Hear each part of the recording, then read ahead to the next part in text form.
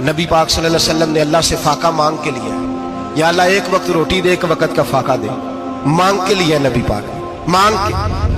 حضرت ابو ہریرہ فرماتے ہیں مجھے بھوک لگی، میں حضرت عمر کے پاس گیا، ان سے مسئلہ پوچھا۔ ان کا رواج تھا جب میں مسئلہ پوچھتا تو پہلے روٹی کھلاتے۔ تو نبی پاک صلی اللہ علیہ وسلم کے صحابی حضرت ابو ہریرہ رضی اللہ تعالیٰ عنہ فرماتے ہیں میں نے حضرت عمر سے مسئلہ پوچھا، میں نے کہا حضور مسئلہ بتائیں، تو کہتے پہلے ان کی عادت تھی جب میں مسئلہ پوچھتا تو روٹی بھی کھلاتے، آج انہوں نے مسئلہ ہی بتایا ہے، روٹی کوئی نہیں کھلائی۔ تو مجھے کہنے لگے ابو ہریرہ تو سوچتا ہوگا روٹی نہیں اس نے پوچھی، تو نے کب سے کھانا نہیں کھایا؟ میں نے کہا آج صبح سے۔ تو جناب عمر کہنے لگے میں نے کل صبح سے نہیں کھایا، چل ابو بکر صدیق کے گھر مسئلہ پوچھتے ہیں۔ کہتے جناب صدیق اکبر کے دروازے پہ گئے، جا کر کے ان سے مسئلہ پوچھا۔ ان کی بھی عادت تھی جب کوئی مسئلہ پوچھنے جاتے تو دسترخوان بچھا لیتے، کہتے آؤ روٹی بھی کھلاتا ہوں مسئلے بھی بتاتا ہوں۔ کہتے ہیں گئے تو انہوں نے بھی مسئلہ بتایا، روٹی کوئی نہ پوچھی۔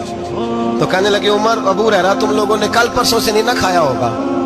اور ابو بکر کو 4 دن گزر گئے ہیں، تھوڑا سا دودھ ملا ہے یا کھجور ملی ہے، روٹی کوئی نہیں ملی، چلو در رسول پہ چلتے ہیں، آؤ حضور کی بارگاہ۔ کہتے ہیں نبی پاک کی بارگاہ میں آئے، حضور نے چہرے دیکھے، کریم سے مسئلہ نہیں پوچھنا پڑا۔ میرے مصطفیٰ کریم نے فرمایا بھوک لگی ہوئی ہے تم تینوں کو؟ 3-4 دن ہو گئے؟ اللہ کے رسول نے فرمایا مجھے پورا ہفتہ ہو گیا ہے۔ سبب کچھ اور ہے جس کو تو خود سمجھتا ہے، زوال بندہ مومن کا بے زری سے نہیں۔ فرمایا حضور نے 3 دن بیت گئے، چلو۔ میرا بے تکلف صحابی ابو الحسن انصاری، وہ بڑے نصیب والے ہوتے ہیں جن کو میرے نبی پاک خود کہتے تھے کہ تیری فلانی ذمہ داری ہے۔ اس زمانے کا تو کسی کو کہہ دیا جائے تیری ذمہ داری ہے تو کہتا ہے یہ تو پھٹیکے ڈالنے لگ گیا، یہاں سے تو چھٹی کر جانی چاہیے۔ خوش ہوتے تھے صحابہ کہ ہماری ذمہ داری لگی۔ کہتے ہیں حضرت ابو الحسن انصاری کے گھر گئے، نبی پاک نے فرمایا بھوک بڑی لگی ہے کھانا لا۔ کہتے ہیں حضور نے اسے کہا تو اس آدمی کو تو وجد ہی ہو گیا، اس نے کہا میرے اتنے نصیب کہ حضور کا یہ کھانا کھلا۔